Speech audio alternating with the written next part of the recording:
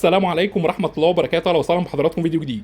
فيديو النهارده ان شاء الله على لوحات التحكم. معانا حضراتكم لوحتين تحكم خارجين شحن ان شاء الله. اللوحه الاولى حضراتكم 4 مرحله راكب عليها ترموستات فوكس كوري 2001 اف لتشغيل دفايه وشفاط واحد وشفاط اتنين وخلايا تبريد وتايمر حضراتكم شغال على شفاط رقم واحد وتايمر ثاني شغال لخلايا التبريد ولمبه لقراءه الفولت ومفتاح الطوارئ. طبعا حضراتكم ترموستات الفوكس 2001 اف 4 مرحله. المقصود من 4 مرحله ان 4 مراحل منفصلين تقدر تظبط كل مرحله بدرجه حراره اللي حضرتك عايزها. يعني بتقدر تظبط الدفايه بدرجه حراره معينه، لو درجات الحراره انخفضت الدفايه بتشتغل ترفع لدرجات الحراره حسب ما حضرتك ظابط على الترموستات.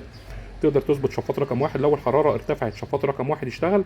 تقدر تظبط شفاط رقم اتنين بدرجه حراره معينه يشتغل بعد شفاط واحد، يعني شفاط رقم واحد يشتغل درجات الحراره ما انخفضتش، شفاط رقم اتنين بيخش معانا. تقدر كمان تظبط خلايا التبريد بدرجه حراره اعلى من شفاط رقم واحد وشفاط رقم اتنين، ان خلايا التبريد تخش اخر حاجه. يعني شفاط رقم واحد بيشتغل الاول، درجات الحراره انخفضت تمام بيفصل، ما انخفضتش وارتفعت شفاط رقم اتنين بيخش، ارتفعت ما انخفضتش حاجه تخش معانا خلايا التبريد. وده الافضل عشان برضو الرطوبه ما ترفعش معانا في المكان، ونفضل محافظين دايما برضو على درجات الحراره والرطوبه في المكان. بعد حضرتك ما درجات الحراره بتنخفض، اول حاجه بتفصل معانا خلايا التبريد، بعد كده بيفصل شفاط اتنين، بعد كده اخر حاجه بيفصل معانا شفاط رقم واحد. يعني حضرتك درجات الحراره بترتفع بيخش شفاط رقم واحد، شفاط رقم اتنين خلايا التبريد، لما درجات الحراره بتنخفض تفصل خلايا التبريد شفاط رقم اتنين شفاط رقم واحد. ده المقصود حضراتكم من الترموستات فوكس 2001 اف اللي هو الاربع مرحله. تقدر تظبط كل مرحله منفصله عن المرحله الثانيه.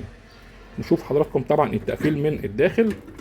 طبعا زي ما نوهنا في فيديوهات كتير، يعني التقفيل بيكون على اعلى مستوى، مأمنين كويس جدا لوحات التحكم بالسلوك المتوصله. دايره الباور بالكامل بتكون زي ما وضحنا لحضراتكم، مفيش كباري ما بين الكوندكتورات، بتكون متوصله على المفتاح العمومي.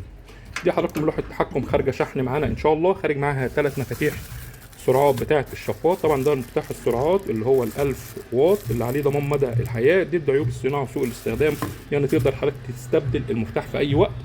وخارج معاه كمان 20 درج سبله اللي هو المقاس المتر في 60. طبعا هنا بعد ما قفلنا الادراج كويس جدا عشان خاطر ما يحصلش تلفيات او كسر الادراج السبله اثناء الشحن.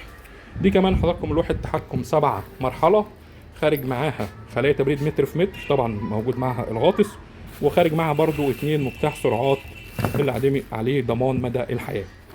طبعا هنا بعد ما تم تغليف اللوحه كويس جدا هيتم كمان تقفيلها في كرتونه وشحنها للعميل ان شاء الله. يوجد بفضل الله تصنيع جميع لوحات التحكم للغرف المنزليه وعنابر الدواجن كهرباء 220 وكهرباء 3 فاز، ويوجد شحن لجميع المحافظات. شكرا والسلام عليكم ورحمه الله وبركاته.